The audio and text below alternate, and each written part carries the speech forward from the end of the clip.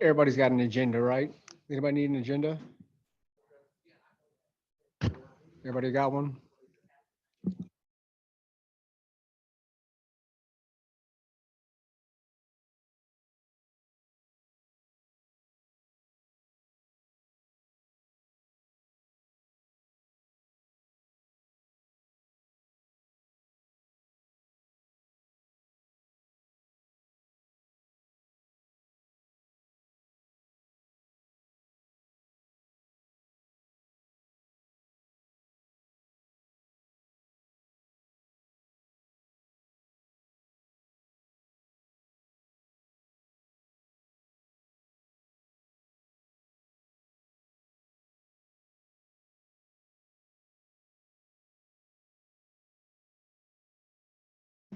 Does anybody need an agenda? Has everybody got an agenda for today? We're good? All right, well, Ms. Lattimore, whenever you're ready. I downloaded Very good. mine.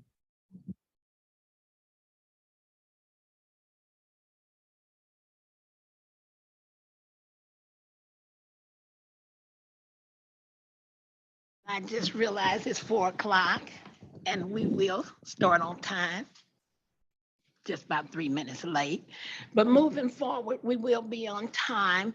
I want to introduce myself. I'm one of the old girls on the block. I've been around a long time. I worked many years at the welfare department, a social worker with the mental health center, and with Friends of Yates for over, I'm not going to tell you, but a whole lot of years. Um, Friends of Yates is a not-for-profit organization and an advocacy. I would like to say we're an advocacy program. And we've been in the trenches with anything that has gone down in this community. So I'm not no stranger to crime. I'm not, and domestic violence is crime. And we had the first and only battered women's shelter in Wyandotte County for 43 years. Several years ago in 23, a little girl was shot and killed, Chanel Cooper, over by 13th, where our agency is. We overnight called a meeting. The next day, we packed Mount Zion Baptist Church to address this. It was gang related, going back and forth, and this kid got killed in the midst of all of that, and they knew what they were doing. That was 20 23 or 24 years ago, and we organized what is called CASE, Crime Awareness Coordinating Effort. And so we bring together the police department, the district attorney's office, the school board, several agencies in the community, political leaders, and have an annual during Crime Victims Rights Week at Forest Grove Baptist Church. I'm a firm believer of consistency. Have your facts. Don't bring the yang yang. And that's what it's all about. And that's what I'm about. I'm not about any foolishness, no arguing. We can disagree, but not disagreeable. So I don't know what you've heard about me, but that's who I am in a nutshell.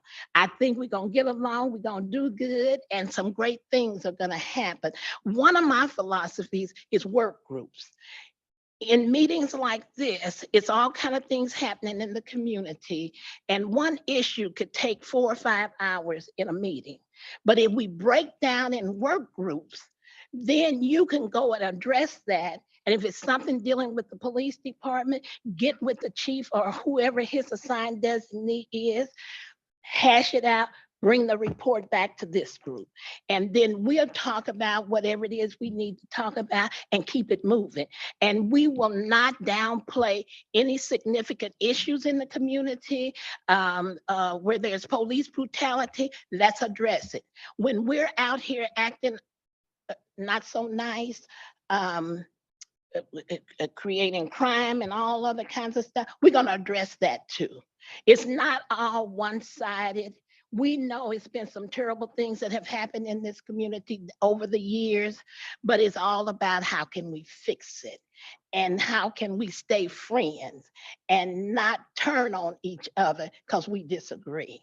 So I don't know what has happened, but I'm sure you all have done some great things, and I want to be here to keep it moving. So that's who I am, and we just keep on moving with this agenda. Does everybody know everybody? Am I the only? Oh, okay. So let's go around introducing ourselves, starting with you. Good afternoon. Thank you. My name is Marcus Wynn. This is my first Law Enforcement Advisory Board meeting as a member of the board. I've been attending as a member of the community for, I don't know, since October, I think. I was appointed by Commissioner McKiernan. I've been active in the community in a variety of ways. I work for a nonprofit called Metro Organization for Racial and Economic Equity. I've also been active as a board member, now former board member of the Strawberry Hill Neighborhood Association. And I don't think it's any secret to folks and many folks in this room that Reverend Behrens is someone I've worked with and a good friend of mine, but I am looking forward to working with everybody and hopeful that we can continue to build some consensus around the table.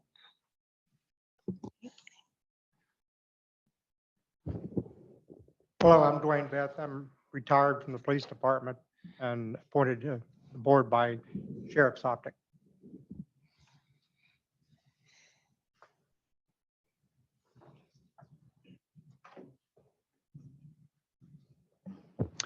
I'm Damon Mitchell. I'm the Chief Deputy District Attorney. I'm not a member of the board, but just simply here to support the board's efforts on behalf of Mr. Dupree, who could not make it.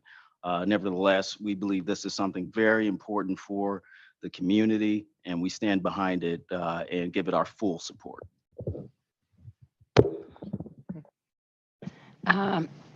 Marcia Rupp. I'm a neighborhood watch leader, also an activist. I was here with Ron Miller when it was the Chiefs Board, and then they changed it over to the Law Enforcement Board after the 55th and Crest incident. Thank you. Good afternoon. First of all, I apologize for being late. Normally not late, but I apologize for that. I'm David Patton, and I represent District Number 1, and with Gail Townsend as my commissioner. And it's good to see the sheriff and the chief back. See you guys, definitely. My name is Reed Partridge. I'm in the auditor's office.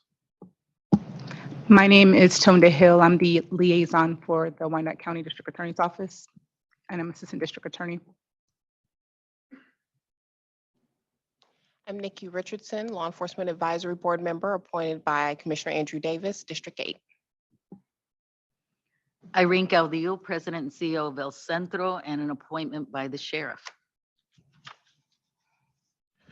I'm Captain Navarro with the Kansas City, Kansas Police Department. I'm the Hispanic liaison for the department, and I'll be here whenever the Chief Oakman cannot be here. My name is Paul Soptick. I was appointed by Commissioner Johnson. I'm current president of Wyandotte Counties Against Crime and also the chair of Neighborhood Crime Prevention Patrol. Sheriff Soptick. And Chief Carl Oakman, KCK Police Department. Well, it was good meeting everyone, but so many of you I know. We work together in so many ways. And you mentioned Mr. Barron. I don't know him, but I've heard great things. So tell him I said hi. Okay.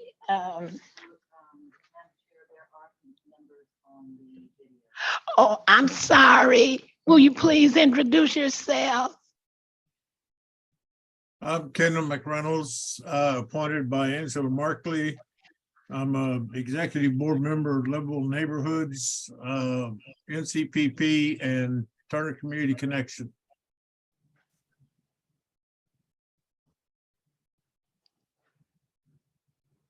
I'm Ashley Hand. I'm the Director of Strategic Communications with the Unified Government, just presenting here today. Very nice to see you all.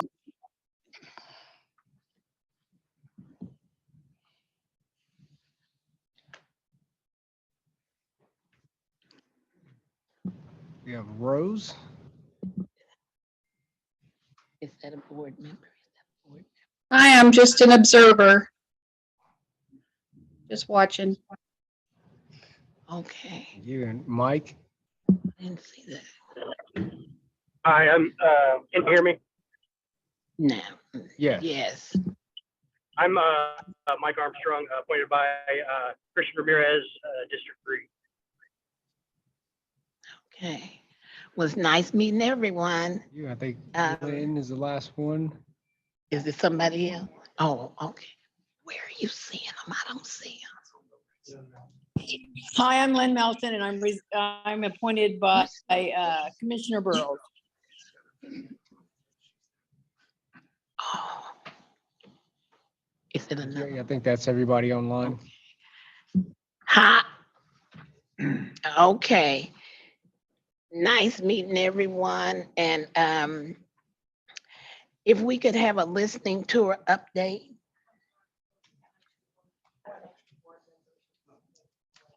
Oh, okay. Thank you.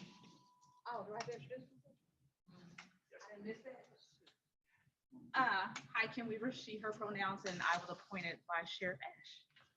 Is that all y'all need?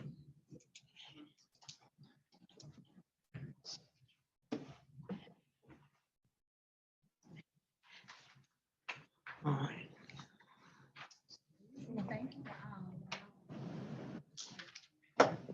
Now, am I missing anybody? Okay. Irene, are you gonna do the listing update? Madam Chair, I definitely can do listening tour updates, but I want to make sure that we understand that the idea behind this piece was to actually, for all of us to be able to provide input from the previous, or which was our first listening session, make it stronger as we move along. I'm assuming that those listening tours will continue.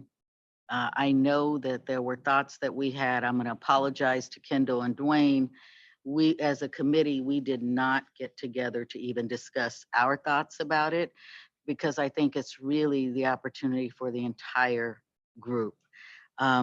Just to give you or for those that were not in attendance, just some preference or preface, what is it? Before we even got started with the first listening session. Our discussion as a committee and intent had always been around this, some of what you see are responsibilities to the ordinance and statute. If we're to give a report to the commission, if we're to really be of value as a give and take communication with community, they did not know us as the LEAB, as the Law Enforcement Advisory. So our small committee took, just kind of movement to first think about listening sessions in the different commissioner areas or different areas. Inviting the commissioners, there was a recommendation that the district attorney, the chief, and the sheriff not attend, but just us listening so that they could understand who we are. So the idea was to introduce ourselves, and the idea was to ask one question: how do you feel law enforcement can best serve your neighborhood? We had our first session, whatever date it was, February 8th. Okay, February 8th, had our first session. And I think what I'm interested in is there are a few things I think we could have done different, better, we can strengthen on. But what I can tell you was that, yes, we got a lot of feedback. This is my personal observation until we kind of get everyone's kind of notes together. There is some healing around Golubski. There is still some very much hurt and pain that came up. There were community members that were very much strong with our police and our law enforcement, wanted to know, we just need to know how to help. What do you want us to do? Then there were folks that said, we don't need an advisory board. We need somebody that can actually do some policy work and get down to business.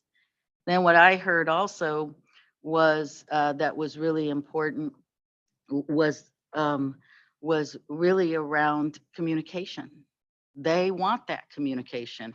We want to be that communication between law enforcement and the community. And there were a few members that definitely said we could communicate better. So there were some process issues, I would say. I think the intent is very much to listen. I think there were a few of us on the law enforcement advisory that spoke. I think that's the chairman's responsibility.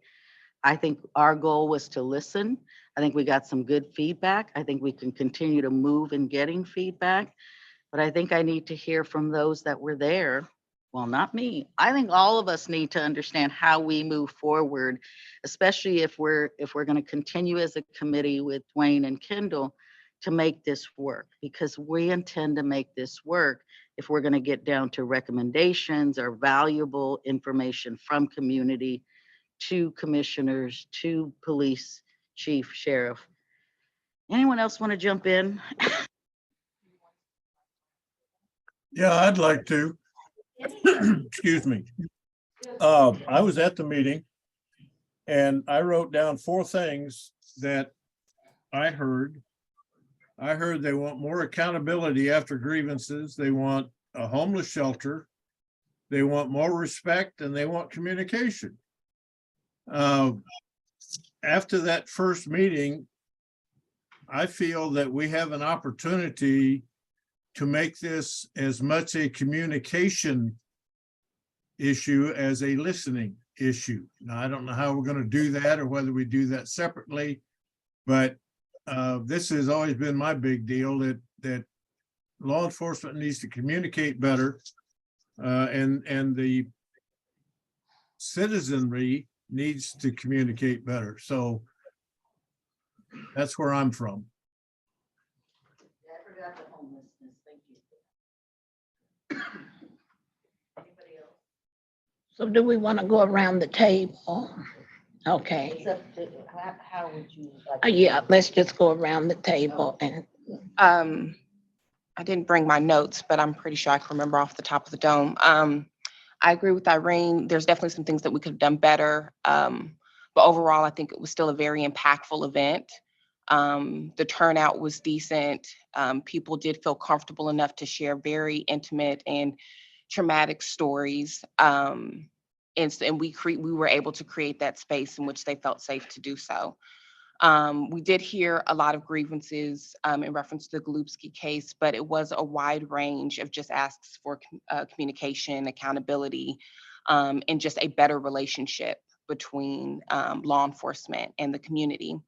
I think a lot of the reasons why we heard such heavy Golubski grievances is we do have to make note that we were in District 1 and 4, which is the Northeast District, which was the most impactful district to this particular scandal, if I can call it that. So that was to be expected. I don't think it'll be the same as we move across other districts. I think the needs are very diverse in Wyandotte County, and we will continue to hear those as we move across the county. I do think there could be, better logistics, such as, more consensus note-taking, more meeting management. We did have one singular question, but I think we were also invested in listening, which we were supposed to do, that it was hard for us to kind of stay track on making sure that that question was being addressed and answered in the appropriate way. And so those are things that we are going to consider as we move forward, I hope, to make sure that we get a clean response to that significant question, which once again was how can law enforcement better serve the neighborhoods. But we asked the community, I did get a few responses. There was a participation survey on just, if they wanted this to continue. And it seemed like an overall consensus that the community that was at least in attendance do want to continue to see our presence throughout Wyandotte County, which I think is a good thing and was exactly what we were looking to accomplish. I did also kind of reach out to the rest of the board members just a few. You might have gotten an email from me, maybe a call or a text, because I just wanted to see how you felt. Do you feel like it would continue? There's been a lot of things that have happened since the listening session, and I just wanted to see if anybody had a change of heart. It was clear after the listening session that things were not being said in this forum.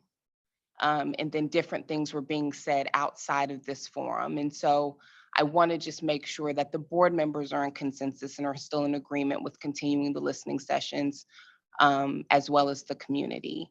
And so I just want to just communicate that to everyone. This is a safe space. If for some reason you've changed your mind, that is absolutely okay.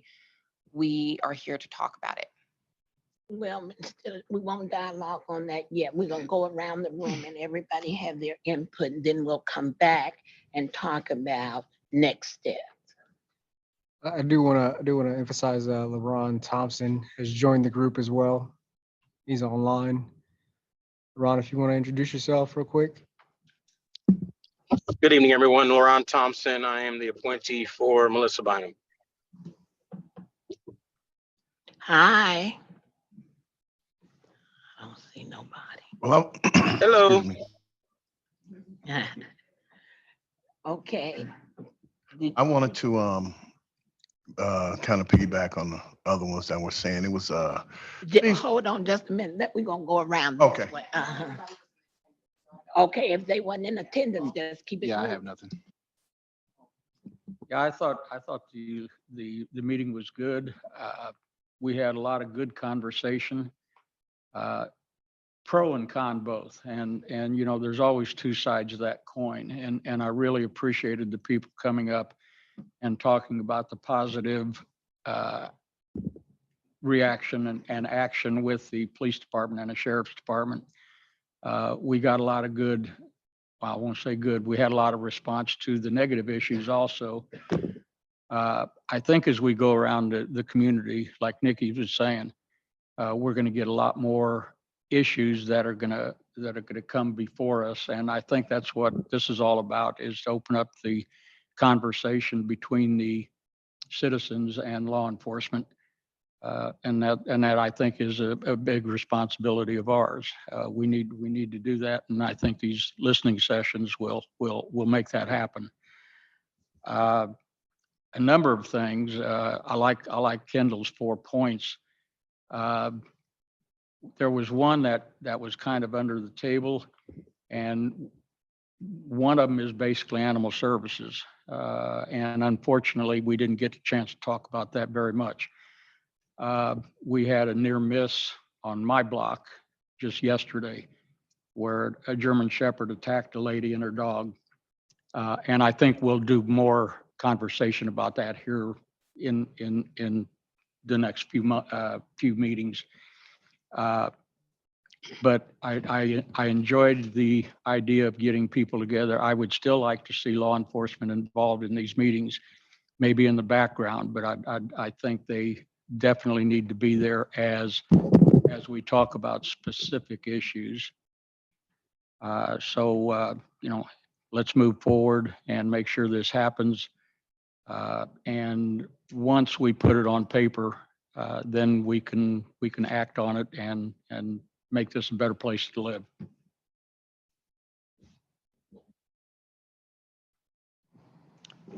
I think mine's just more of a general question, not necessarily to anybody specific. But I think I am interested to know kind of how the information will be tabulated, how it'll be, organized. Obviously, you've had a lot so far. These meetings are an hour. And so I think to understand what you're going to do with that information and data, and otherwise you've just collected a bunch of information and just to collect it. So just a general statement, I guess.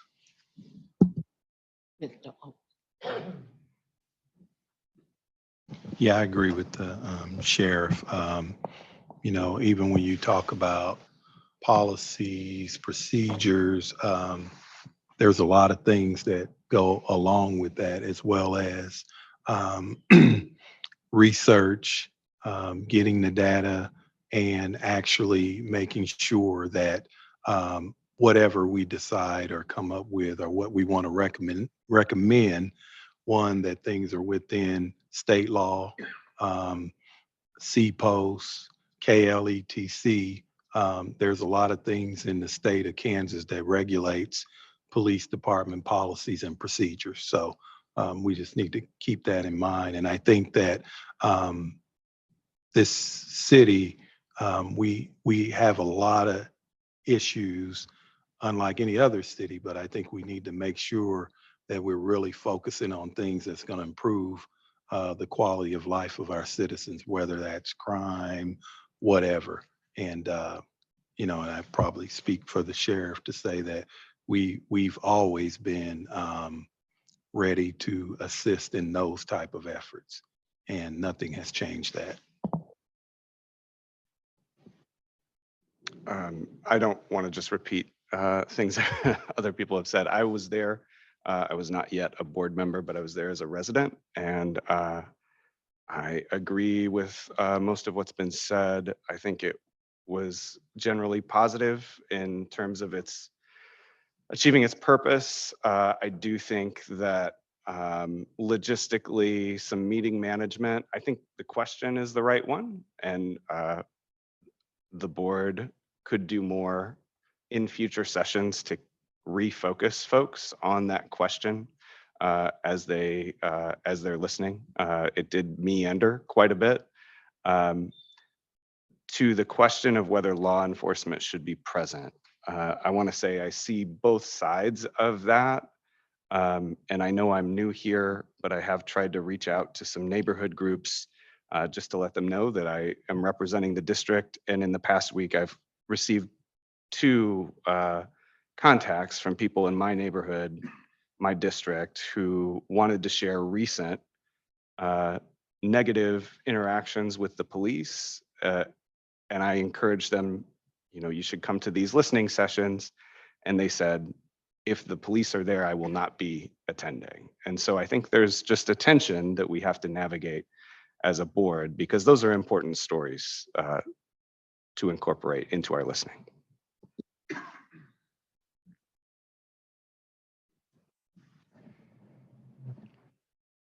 I was in attendance to the listening tour, and it was a very good meeting. I'm probably unique here because I've probably been to more neighborhood meetings as a community police officer and listening to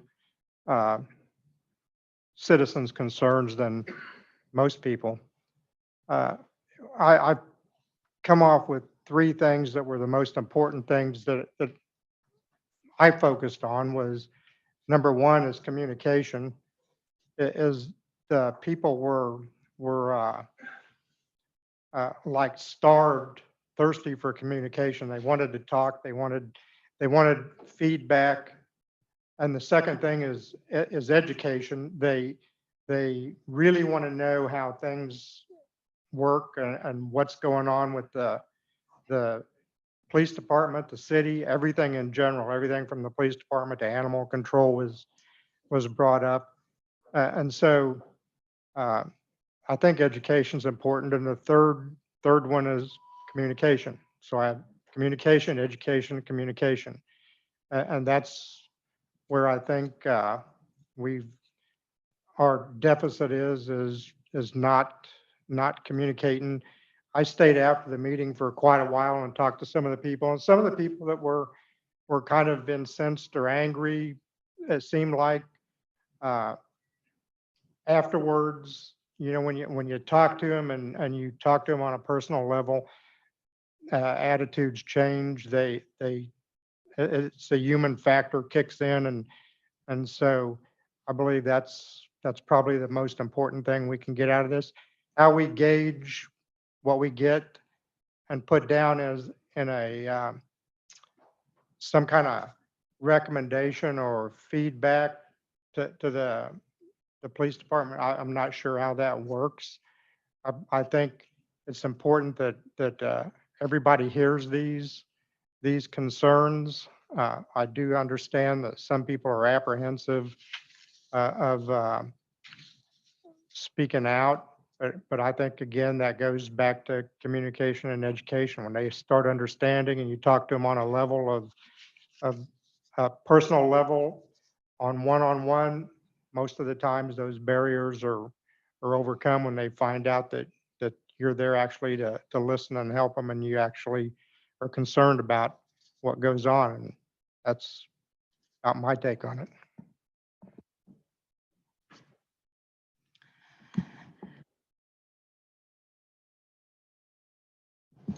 I'm sorry. Um, I just want to say that when this first started, I had some feelings about this, and I don't want people here to all jump on me.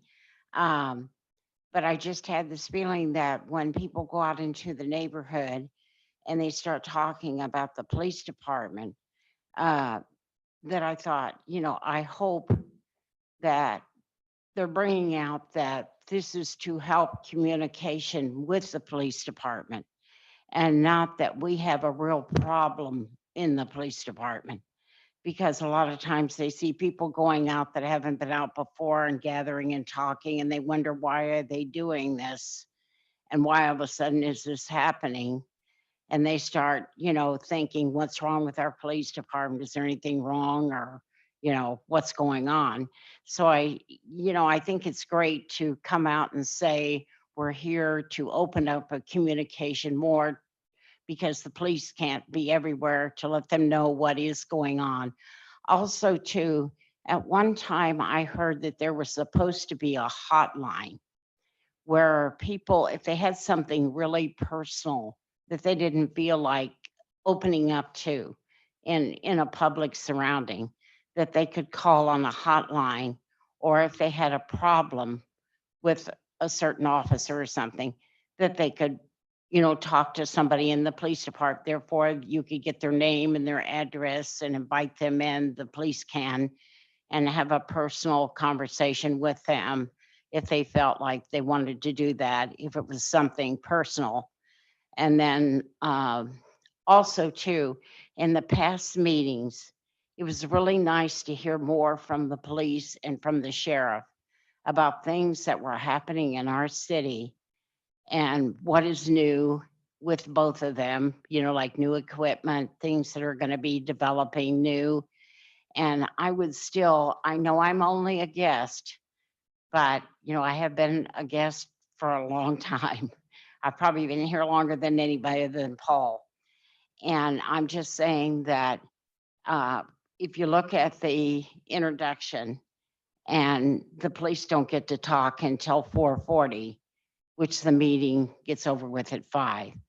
And there's a lot of things that the police can, relate to us and tell us, and the sheriff, about, how short they are, how many people they need, what they're looking for on new equipment, things that they'd like to see happening. And so I'm just saying that I hope we don't lose that. Thank you.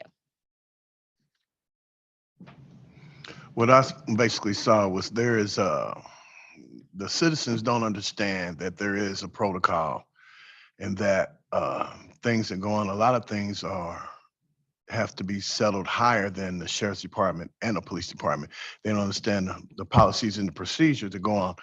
And also, if this is what I'm saying, if we're in this room, all of us in this room, I'm looking at everybody, and we're talking about bridging the gap between the law enforcement community and the citizens, and we're talking about it in here, then when we're outside in the public, we need to be doing the same thing. And I agree with you. We need to be doing the same thing and not making it look like there's a big problem with our law enforcement. Yeah. And if we're talking about it in here, bridging the gap to make it work, then talk about it out in the streets too.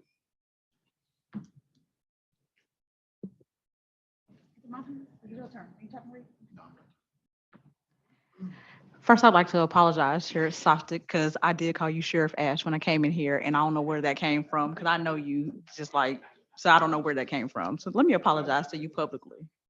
You said they look the same. They don't, but it's okay. Don't do that. Don't do that. I just want to highlight again that we heard over and over from the community that they didn't even know we existed. And so for us to be the bridge, they have to know we exist and they have to know who we are and they have to feel comfortable enough to talk to us. So I hear what everybody's saying and I agree and I understand, but we can't be the bridge if we're not even existing in their eyes. How do they know who to come to if we're not out in the community? And that's all I have, because it's almost time for y'all to speak. If I could just add one final note. I do think there is a better place where we could educate people in these sessions. And I think a lot of the ways that we'll be able to bridge that gap is if we can be good information liaisons for the police department, the sheriff's department, the district attorney's office. There were 2 questions that were asked during the listening session that were asked here in the Law Enforcement Advisory Board meetings, and we weren't provided the information that we needed that was suitable for the community. And so I think there are areas where we could be educated a lot more on processes and policies and the reasons behind them, because a lot of the times people don't really care about the what in the community, it's the why behind it. And if we can get, just good, I'm not asking for like secret detailed information, but just really good sound bites that the community can understand. It was helpful having DA Dupree there because he was able to provide clarity in the questions that we asked here and was not offered that same clarity. And so it was really nice to have him. And if that is the bridging of the gap that we will be seeing in future listening sessions, I am okay with seeing that.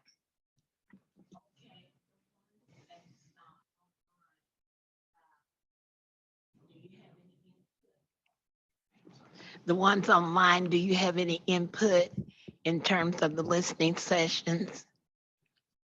I was online, but I'll go ahead and talk now. I'm here now. Okay. I'm glad to be here, and thank you, Ms. Lattimore, for being here. I agree with everything that has been stated so far. I remember in my tenure of being a Wyandotte County resident, a variety of boards who have taken their meetings on the road, from the school board to the mayor's commission when I served on the Youth Advisory Council, when Alfonso Zarate and Mayor Reardon were in charge here. They often went on the road because if the community won't come to you, you go to the community. And I believe that's been the intent of this board, this advisory board, is to go and get a pulse of the community to see how they feel so that we can gauge and present a solid recommendation to the Board of Commissioners of Wyandotte County. And I think if we continue on that path, I think we will all the more better be a stronger community, a more united Wyandotte County, which I believe everybody in this room desires, for us to be a better Wyandotte County, a stronger Wyandotte County, and a better place for our children to grow up and for all of us to live. And so I think we gained a little bit of that from districts 1 and 4, and I hope we continue to gain that from the other districts that we will go and meet with in the future.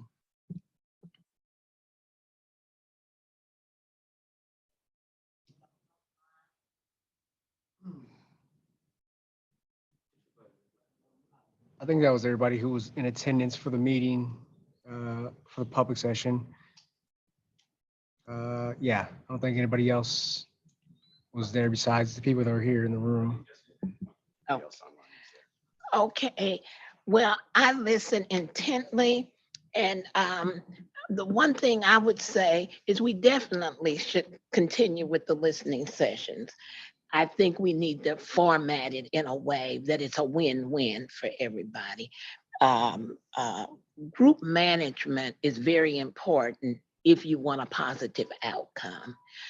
If we're calling them listening sessions, that's what they need to be, listening, not answering, a whole lot of, it's listening. We need a recorder to jot down all of these concerns. It might be 100, but just jot them all down. We hear all over the city. Then we come back as a body, decipher, and everybody's question and concern is important. but how do you categorize them? And then make something happen, and then have a big community forum and share with them outcomes and what has happened. This is just my opinion. In terms of having sessions where the police, the DA, and the sheriff not be present, I don't support that at all. If you're trying to have a communication, build on it, create an environment where it's safe and that people, I don't care if it's the police, the community, be able to say what they have to say. It's just like, I always like to give examples. It's just like when I was working and somebody wanted to complain on somebody, and then they wanted some disciplinary action taken. Well, I'm not going to do that. Oh, okay. Some disciplinary action taken. Well, if you complain that a person has done something to you, we all need to be in the room together and talk about that. And because what you told me might not be the side of what the other person says. So that's why we got to learn to trust our police, the sheriff, the DA, and they need to be able to trust us. So open communication, and sometimes it's hard. You know, when you talk about race, it's hard, but it's real. We have to talk about it. So you can't hear me? Oh, okay. In just a minute. And we'll go back around. But the fact of the matter is, when we set up a system or a situation where we don't want this person to hear or that person to hear, and we set our goal and mission is positive community police relations. I got another story. A little kid, well, he wasn't a kid, but a young man was killed by the police down on 13th Street some years ago. We called a big mass meeting with that at Metropolitan Baptist Church. People were saying, well, case is not doing anything. Well, what are you doing?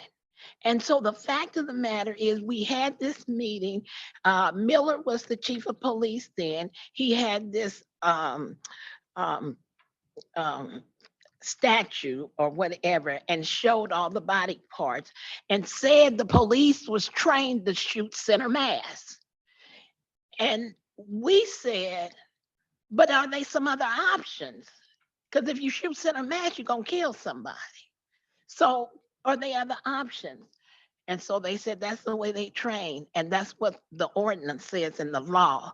Well, any law, any ordinance can be changed.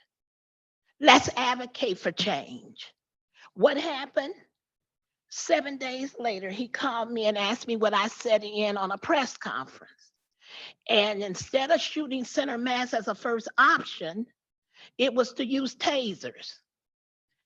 But if you misuse a taser, you can end up hurt or maimed also. But it was another way of dealing with the situation because we came together, open communication with the police department, and the meeting was managed.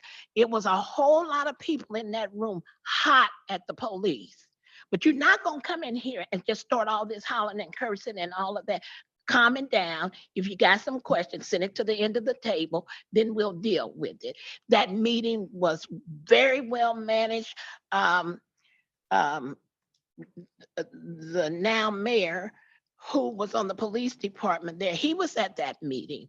It was very well managed. And so we can do things in order, but we don't want to play down the community in terms of it's some real stuff going on out here. And the police, because we'll leave this room and talk about the crime in our community, then we want to beat up the police, but the police got to know they're not the judge, jury, and executioners either. It is a process in dealing with these kinds of things. So in terms of what I heard was communication. Some things the police and the sheriff and the DA shouldn't be at. managing the sessions and a process for how we get that information, come back to this body and share it. And then when we had all the listening sessions, I think a big session, but you had your hand up and, oh. I do want to just make sure that we're all on the same page, that the listening sessions were in no way designed or intended to create a sense that there was a problem with the law enforcement with the law enforcement in Wyandotte County. It wasn't marketed that way or presented that way to anyone. It's not a anti-police initiative in which we were targeting the community to respond in reference to complaints. That is just naturally what comes up in these situations. There are definitely opportunities for better management in reference to law enforcement officers being present. It is a recommendation. We cannot stop them from showing up. Our previous chair, Reverend Rick Behrens, did let them know via email that it is your prerogative. If you would like to still attend, you very much can. And that is why District Attorney Dupree did show up. And we cannot stop that. These are public meetings. So the recommendation, I feel like it can still stand. And then if law enforcement officers would like to attend, then they can. But we might have to actually have a board vote on this. And we do have a listening session next month. So we will not have an opportunity to address this before our next listening session unless there's a protocol for a special meeting. So if we need to have a agreement on whether law enforcement advisory officer or whether law enforcement officers should be present, then we should probably do that in this meeting so we can better plan for the next listening session. And go ahead, Irene. I was just going to say, in addition to that, the recommendation came because when there's law enforcement in uniform present, they're easy targets for the community. As we've seen at our last meeting, because District Attorney Dupree was present, he became an easy target for people just to attack. That's not our goal in this meeting. And if, again, it's a recommendation, law enforcement is present, we create a space where it doesn't become a listening tour. It becomes an attack session. And that's not what we want to facilitate. That's not my intent, nor is it the board's intent for us to create a target on Chief Oakman, Sheriff Soptick, or DA Dupree's back. That's not our goal. The question that was posed at that session was, how can law enforcement better serve Wyandotte County? That should be the focus of our session. And again, as stated earlier, there could be some better management tools on how to focus on that question alone versus it becoming an attack session on law enforcement. Yeah, I totally agree with you. And I can't speak for Sheriff Soptick, but none of this was ever relayed to me. As you know, the November meeting, I was there for about the first 10 minutes and had to leave. So I had no discussion on the listening sessions. And I think the sheriff and I think have kind of agreed. If that's best for the community, we have no problem not attending. And as far as a vote, it really is moot because based on the ordinance, no one can keep us from going. So it's just that there again, the communication part. I think there could have been some better communication because what's strange to me is I talk to each of you individual, but when we get in this meeting, for some reason, it's like you don't know how to communicate with me. So, but you call me all the time. So there's no issue there. So I think moving forward, we just want to be part of the discussion. And I like your point, LaRon. Point well taken. Because I will tell you this, for some of you that don't know, and I don't know about Soptick, but you'd be surprised how many times I get about 8 calls a week where people threaten my life, my family's life, around a lot of things that is said and brought up. So I appreciate that. Thank you.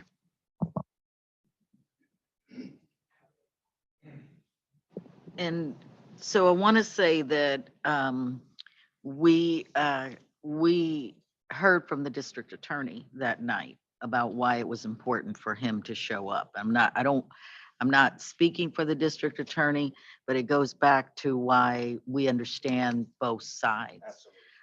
Because the district attorney was targeted, but he felt like he was able to provide information for misinformation, right? Right then and there.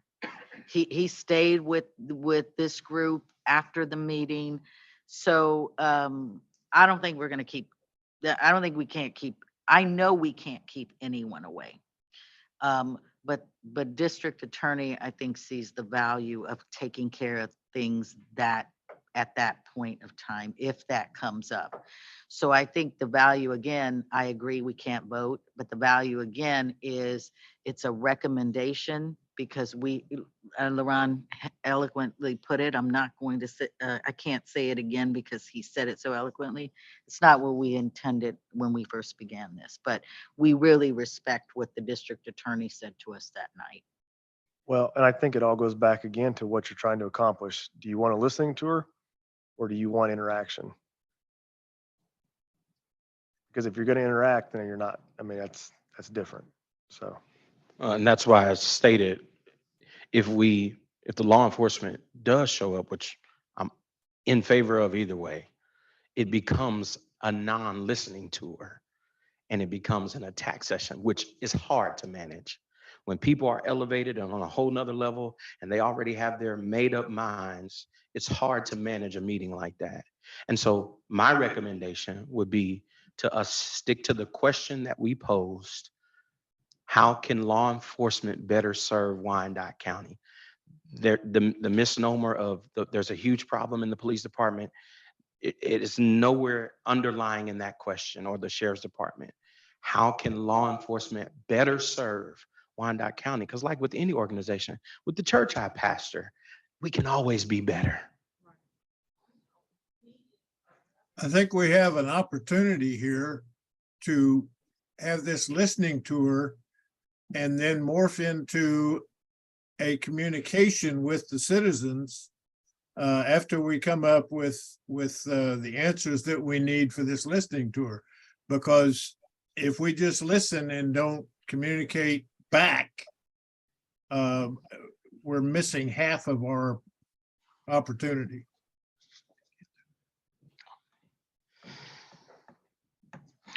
Okay. One of the things I was about to say is in the state of Kansas, there's the Sunshine Law. All of these kind of meetings are open meetings. The fact of the matter is we can vote, but who can you keep out of a meeting because they're public? That's right. And you can, if it's a listening session, whoever facilitates that, keep it a listening session. I heard what you said, that's very important too. If we talk in communication,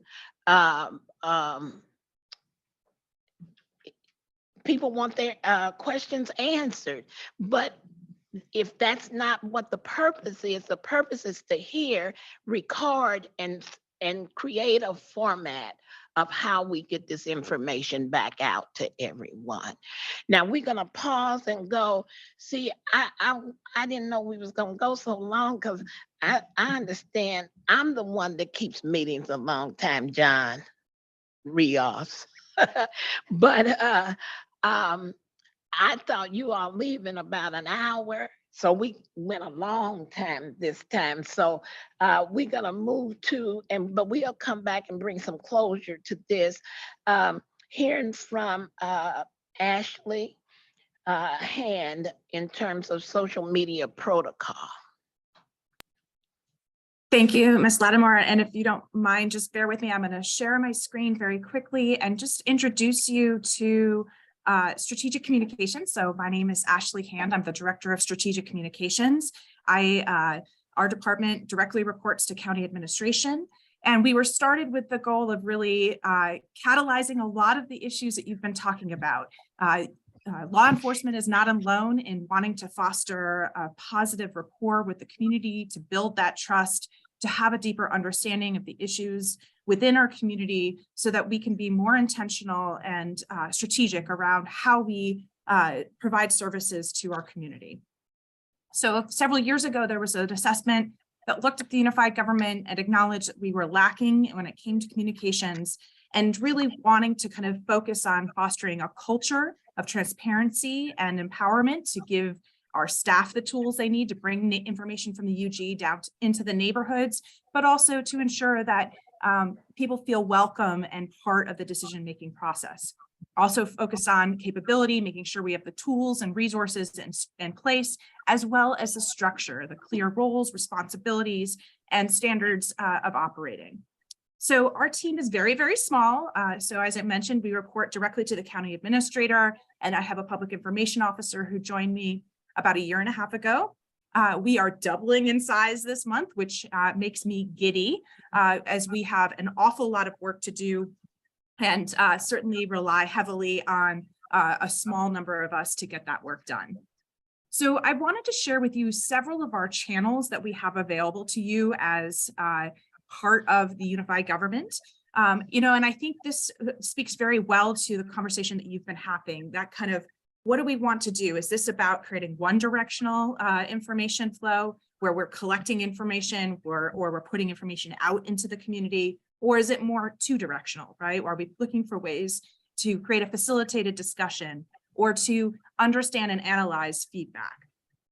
So each channel does not work the same way, nor does it work for each audience the same way, but it does open up a lot of possibilities.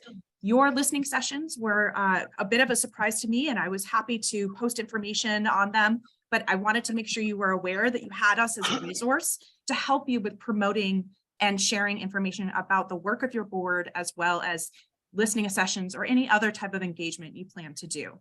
So whether or not it's featuring some information on our website, Ms. Lattimore, maybe we do a quick interview with you, for example, and talk about what's happening on the board. There's a lot of great ways that we can cover what the Law Enforcement Advisory Board is working on or hopes to accomplish to help elevate the messages of the work that you're doing in these meetings. We also have our e-news, which goes out every week. It has a very, very high response rate. We tend to get a very high click-through rate because these are active followers who are very eager to get this information from us. And we are in the process of growing our email marketing approach across the UG, which will considerably open up new audiences that we've never been able to speak for through better, more directed and targeted communications. We also have our own public television station, which means that we have a platform for video content. That UGTV is not only available via live stream on our website, but it's available through Spectrum Channel 2, Apple TV, and Roku. So we are working right now on relaunching our television channel with substantive content. So you may want to think about how can we create content to educate the community about public safety in our community, the great programs that are underway, the initiatives around community policing, et cetera, to help kind of broaden awareness. That is a definite opportunity there. We obviously have social media, which again is still a limited reach in terms of our total population, but does give us the opportunity to cost effectively put the word out. We also have been convening new in-person engagements, and I deeply appreciate the conversation about who's in the audience, how the conversation is facilitated. We can provide you with engagement support, whether it's thinking through the strategies and the outcomes of what you hope to accomplish through outreach, but also to Mr. McKendall's point, making sure that you're bringing this data home and bringing it back so we can analyze it and understand it and apply it to public policy, not just as it affects law enforcement, because some of the issues may be bigger than that, right? It might be streets, it might be neighborhood blight, which is one of the top issues that came out of our community survey, things like that. So we can make sure that that information goes back to the right parties so that the people who do take the time to participate in our engagement opportunities feel heard. That is so important in cultivating that trust. We have a slew of other channels, often through many of our departments, and then we are working to completely overhaul the community survey. which is something that we'll talk about later. But I wanted to highlight that because this may be an opportunity for you to get a very statistically accurate sample at the district and neighborhood level of what community input is around law enforcement or any number of issues as it pertains to public safety. So we are working on overhauling that survey tool right now so that we have something that really helps us as an organization leverage that input and that data to drive decisions around service delivery and programs that we need to have in place. To take a step specifically to social media, I know that you guys have been eager to be on social with your own Law Enforcement Advisory Board Facebook group. I do want to let you know that currently, as it stands, it does not align to our social media policy. So we do need to take a step back on that. And the reason for that is that we need to make sure that we have a process in place for everything from comment moderation to making decisions about what posts should or should not be deleted or muted, as well as an electronics records retention policy, as social media is considered an extension of the unified government, and therefore it's subject to open records requests. So we need to be in a position to be able to pull all of the information that may be required as part of a Freedom of Information Act request. So I'd like very much to work with you on kind of what those different tools may be that you want to use over the coming year and what type of communication objectives you'd like to establish. We're more than willing to help you support that. And then I wanted to just quickly allude to something that we have been working on across the board, which is to try to coordinate what seems like a million different outreach efforts happening simultaneously. Your listening session, for example, conflicted with another meeting that night. And so it was important to us that we make a point of really, sorry, it's automatically advancing, which is very annoying, but that we do our best to coordinate with all of the other engagement efforts that are happening. And I wanted to make you aware of our upcoming comprehensive plan exercise. This is the citywide comprehensive plan. It looks at land use, economic development, housing, public safety is a key element, land use, urban design. And what we've been trying to do is work across all departments to ensure that we're really coordinating the type of engagement and outreach that we're doing so that you can show up to a meeting for our budget, for example, and still play a very key role in the long-term visioning exercise of our comprehensive plan. And so I think we have created a schedule to try to create some alignment, the topics we bring forward to commission for discussion, the topics that we bring to senior managers internally as a discussion to try to evoke some of the information and research that we need on our own organization and what's happening in our community. So we would love to help find ways that we can not only support what the Law Enforcement Advisory Board seeks to accomplish through these listening sessions, but then try to tie them into other processes that we have going on to see if there's ways that you can inform everything from our 2024 budget to our long-range comprehensive plan. So I'm going to end there because I know I went a little bit beyond just social media, Ms. Lattimore, but I wanted to make sure you were aware of all the things we have available to you and offer my partnership to the Law Enforcement Advisory Board to kind of identify the right approach that will work for you, your team, best serve our community, but also ensure that we have a productive round of engagement that serves the community well. So thank you for your time, and I'm open to any questions that you may have. Anyone have questions? Well, this was quite helpful and informative, and we will be tapping you again. Hopefully, because I'm new, I want to get up to speed. I would like to suggest, we won't deal with that today, a retreat for this body. I think would be excellent, and that would be a part of that process, this whole communication strategy. But thank you so much for coming out with us tonight. Thank you for having me. Okay, and we're going to get back to the listening session, but we're going to keep moving this agenda. Reports from Chief Oakman and Sheriff Soptick. I'll be real quick. Just real quick, just wanted to talk about the peace walk that we're going to have April 1st, 11 o'clock, 5th in Washington. This will be the second annual So we hope that everyone in the community come out and attend. And real quick, we got a few other, our community open houses. East Patrol, which is the old Midtown station, will be April 10th. Starts at 2 p.m. to about, I believe it's 8 p.m. And then South Patrol would be May 11th around the same time. Now, what's important is this is also a good opportunity for residents to come out and talk one-on-one with their division commander. Whatever issues you have, whatever you want to talk about, that gives you an opportunity. And I'm also there too. And actually, we did them last year and I had a lot of one-on-one. It's really an opportunity for the community to talk to me one-on-one about issues. So put those down in your calendar. And then real quick I just wanted to talk about some of the things real quick we did in 2022, just basically the stats. We put in a violent crime reduction plan in January of 2022. And as a result of that, we've seen some significant crime reductions. Homicides were down 24% compared to 2021. Rapes were down 5%. Aggravated battery down 5%. Aggravated assault down 5%. And then burglaries were down 26%.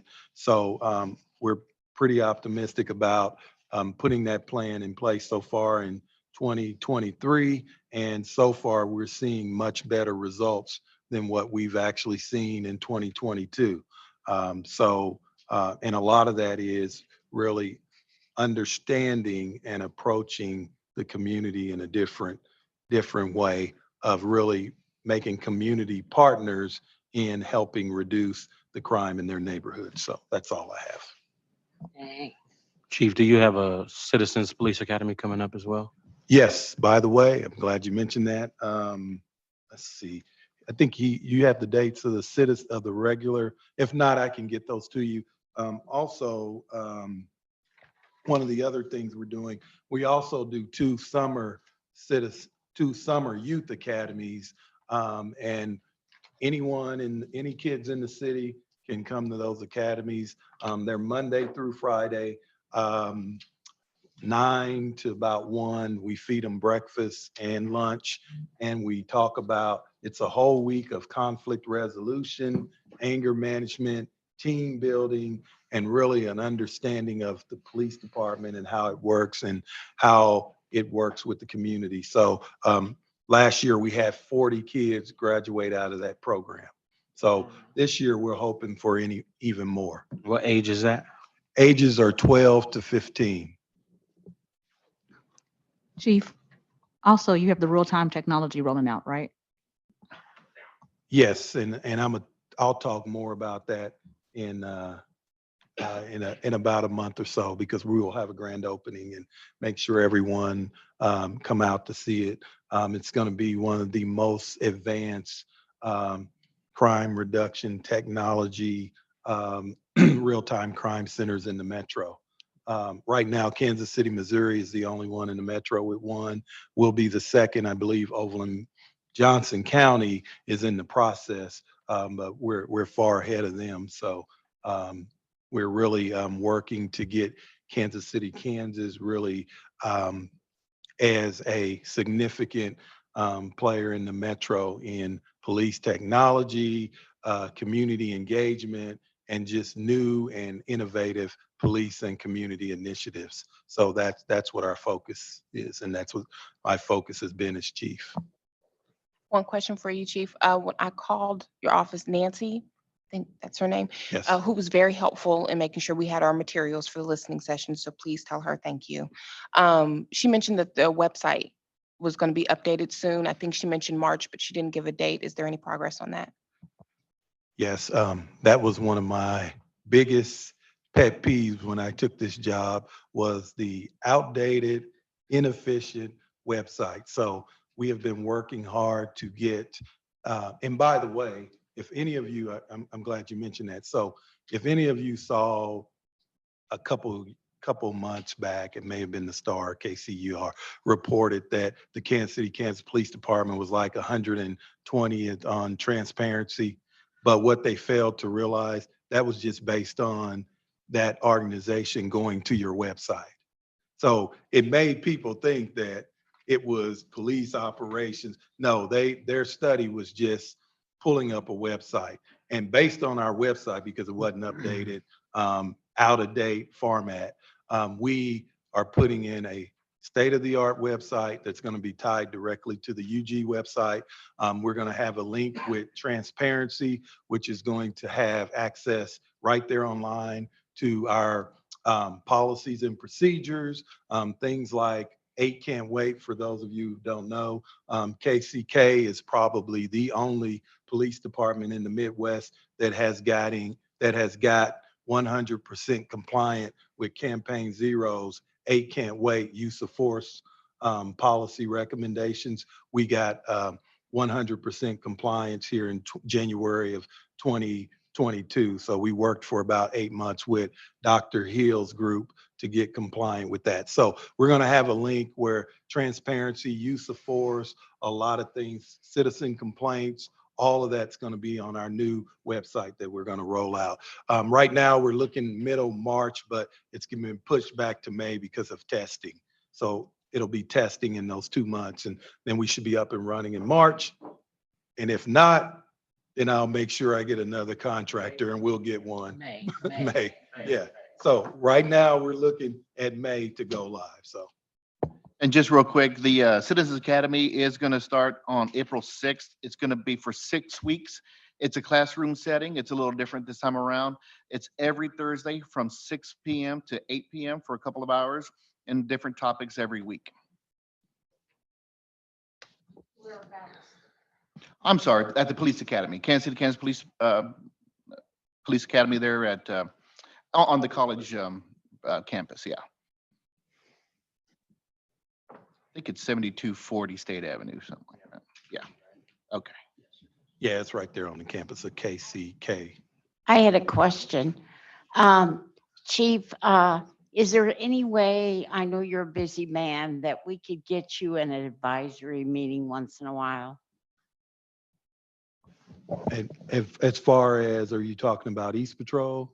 West? West Patrol? You put us at West. Yeah.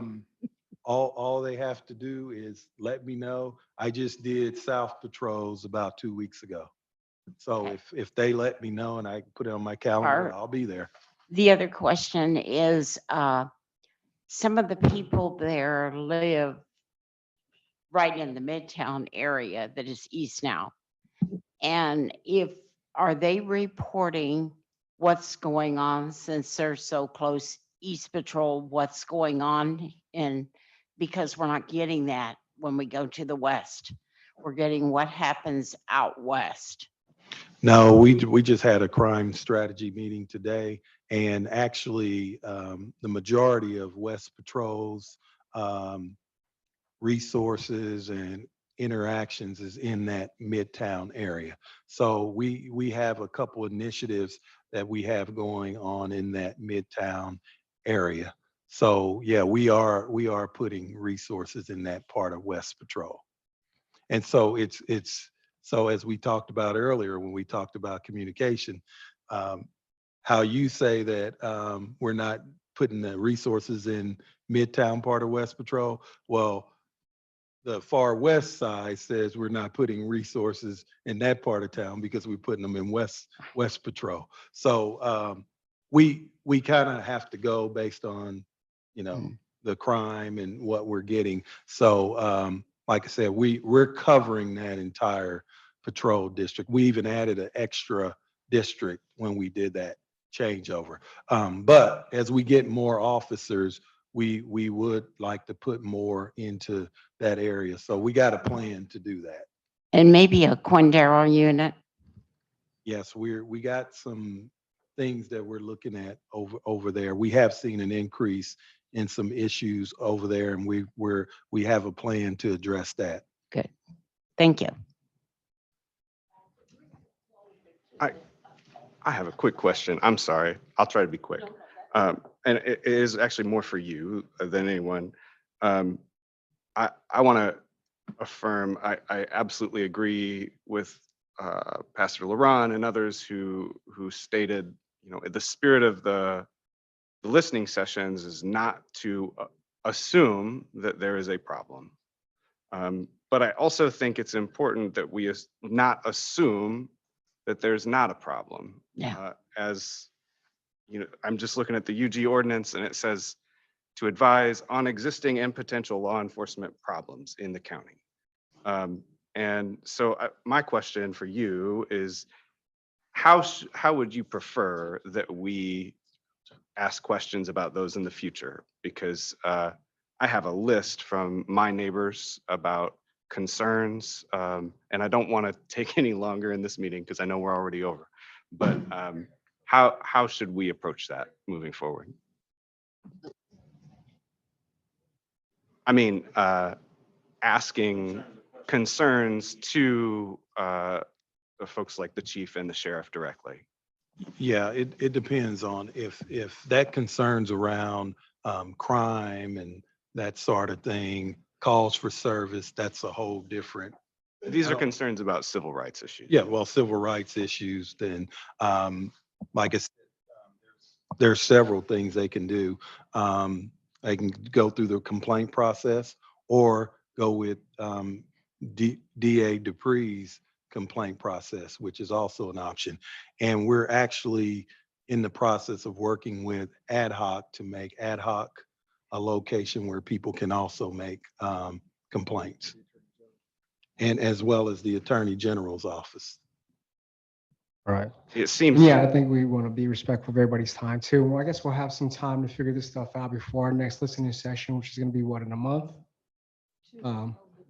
Yeah, so, yeah, just to be mindful of the time now, since we're about 20 minutes over, we can let Ms. Lattimore kind of close us out. And if you have any of those questions, you can send in to us or her. Oh, you're mine. Okay, so keeping in mind with this listening session, we have one scheduled for the 12th, Irene. Our next meeting is to be an evening listening session that replaces this time regular meeting. It's the same day. What is it? April 14th, 12th, 8th? I'm gonna just make something up. Sometime in April, April 12th. But I think one of the things that I wanted to do, Madam Chair, is would you mind coming to the next committee meeting to discuss the process in the next listening session that is to be in April? And then we can talk about if we're ready and how to make that work. Okay, so the committee is a committee of, It's really Board members. committee of board members, really just like Dwayne three and- of us, 4 of us. Dwayne a and work group. Okay. Yes, And you all are calling me, I would like to participate in that. that's what we're asking, or at least that's what I'm asking. I'm sorry, I didn't ask the other members, but I think that's probably the best choice to move forward is after what you've heard, and then just kind of making sure that we have some things in place and the process to move forward. Yeah, let's see how we make April work. Okay. Okay, are there any other questions? I would like to get some kind of feedback before we leave in terms of a retreat, because I think that is so important for this body. thank you for that. Sheriff, did you have anything you want to share? I didn't want to leave you out. Oh, I'm sorry. Not my meeting. I was letting her run it. So I'll no, not at all. Just real quick. So we'll be at the Peace March with the police department. Watch our social media for lots of upcoming events over the summer in partnership with the police department. March 16th, we've got a class starting of 8. 2 of those are laterals. So that'll be a nice bump for us. And then we've recently signed on through an accreditation process with Kansas Law Enforcement Training Center. And so that's some stuff we working through. So, that's all I've got. Sheriff, how many are you short? Still, I think it was 35 the last time. Yeah, it was 35 Oh, prior to these 8. So. okay, thank you. Ms. Lattimore, this is Paul. Hi. I think we got some housekeeping issues that we need to take care of, being we've got the majority of the board here. A while back, I was tasked somehow, I think I missed a meeting and got elected to keep minutes and attendance records for these meetings. We need the attendance record, of course, for the whole board and how we react and act.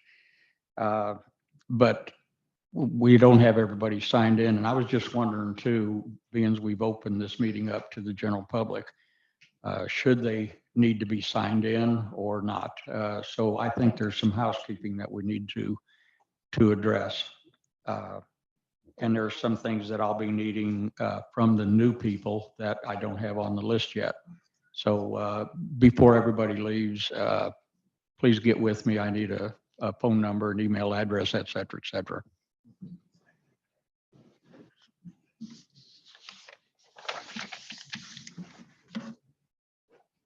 And before everybody leave, that's why I think we need a retreat, because all of these housekeeping issues and stuff, see, it would have been ready if I had known. And plus, we need to have some goals and objectives to come back in every 3 months, every 6 months, to see what progress this body is making, and that we're not just here and not getting anything accomplished. So Ms. Lattimore, when you say a retreat, how do you envision a retreat going? Because we have no budget as a board. Mr. May, he's gone. Okay, you're on behalf of the mayor's office. Can we get some money for a retreat? We could have the retreat here. But what is? I would like to. No, so I would like to just first off say that I'm here on loan as a volunteer basis. Wish I had more power to go ahead and divvy out for a budget. And that being said, I can ask and see what options that we have, but for the most part, we was looking into either finding some type of sponsorship for one when we go out to events, or two, seeing whatever we can pull within our group. A lot of people in here, a lot of creative minds. If we can figure it out how to have a retreat within ourselves, and I don't know. Maybe the chief and the sheriff will give us 0.5% of their budget. Yeah, because I think, and it would be just for some food, and we could determine how long. It could be just one day, and to get the materials printed for us and all of that. I think they can do that. I think they will do that. Sheriff, who you get that barbecue from? That's what we need to know. Where you The get the barbecue. barbecue from? Where do you get the barbecue? Right on. We can get the barbecue. You said what barbecue? We'll talk. Okay, so get into everybody. Madam Chairman, I thank you so much. If that's it, I move to adjourn. Is there a second? Second. It's been properly moved in second. We can consider ourselves adjourned.